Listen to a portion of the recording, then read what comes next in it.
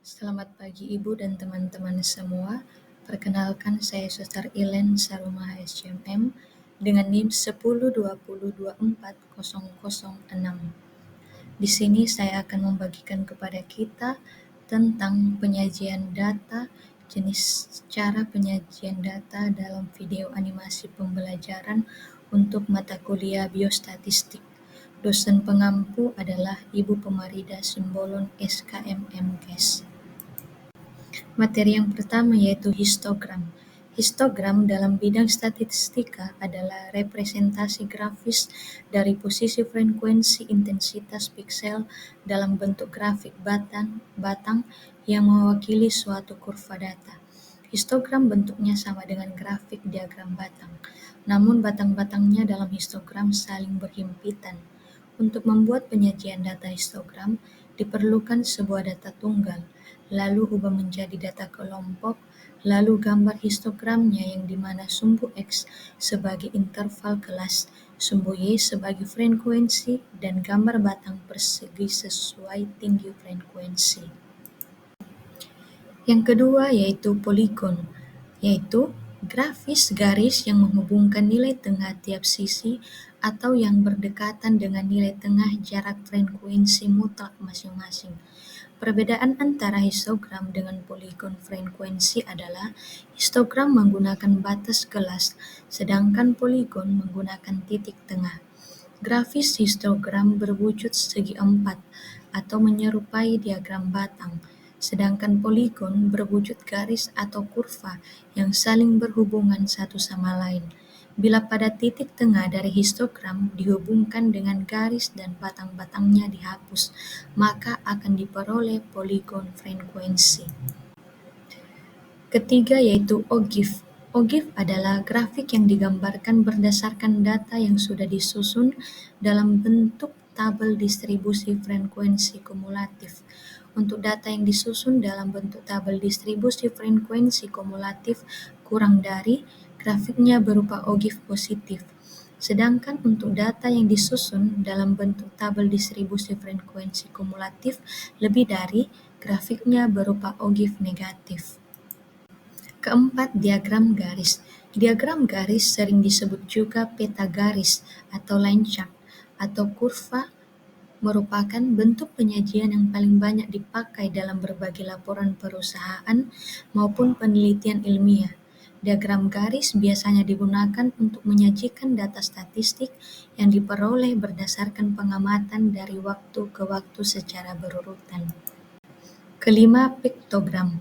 Piktogram adalah penyajian data dalam bentuk gambar atau simbol yang mewakili sejumlah tertentu dari suatu objek atau nilai.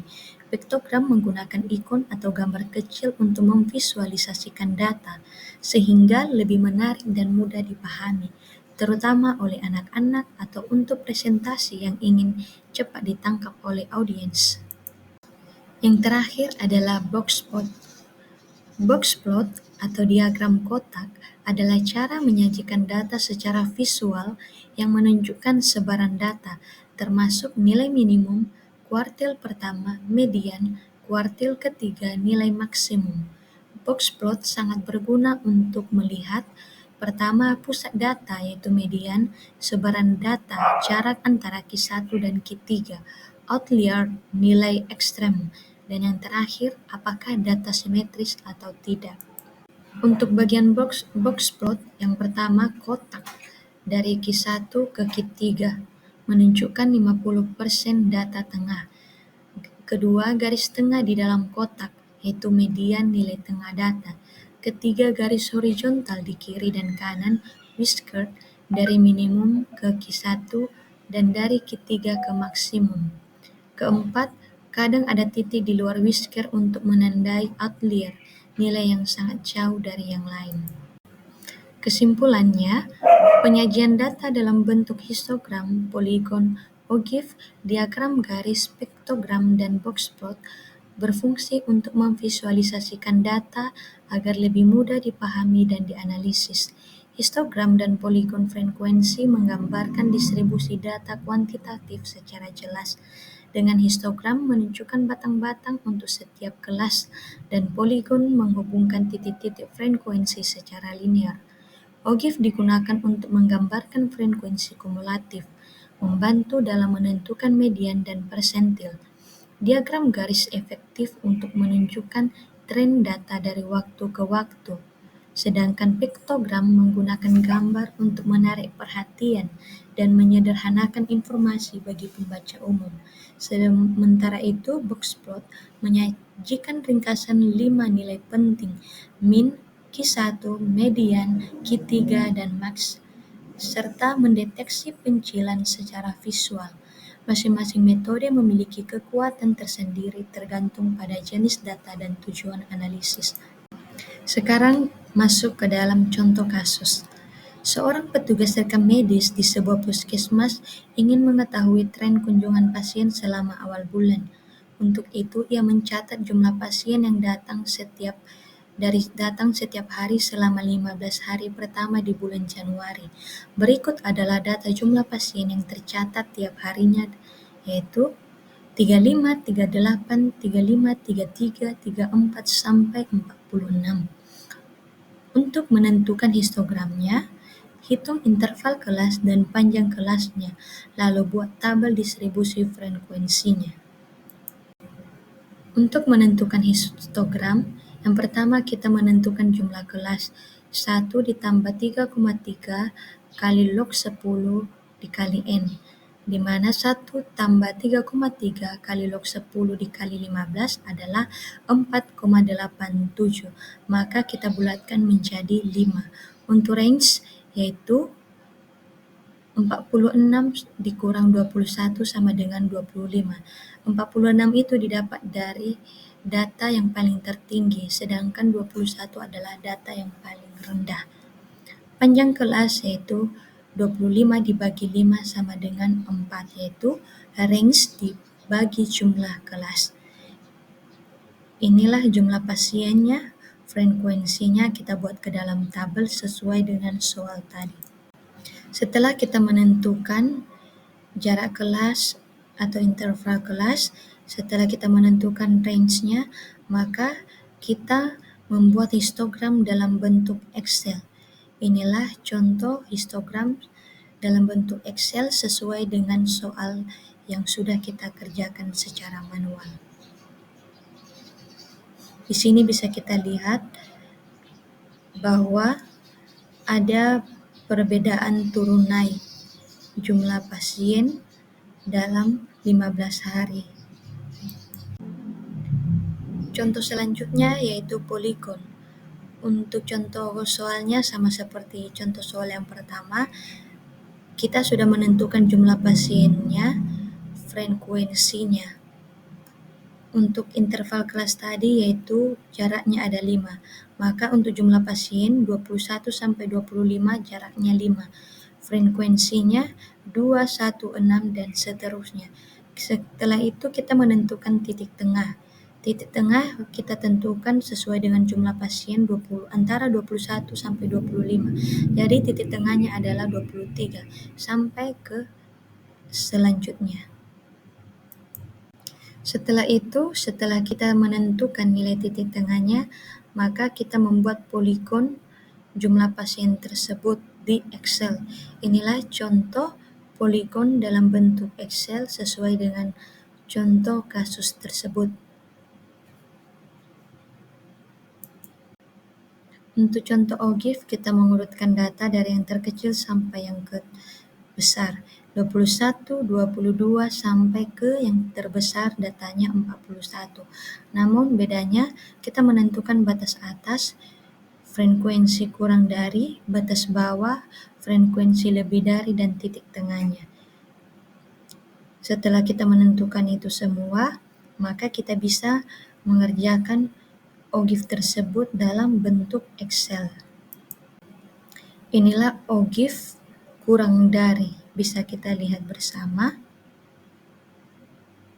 dan ada perbedaan bahwa dari turun paling rendah sampai ke yang lebih tinggi frekuensi kumulatifnya.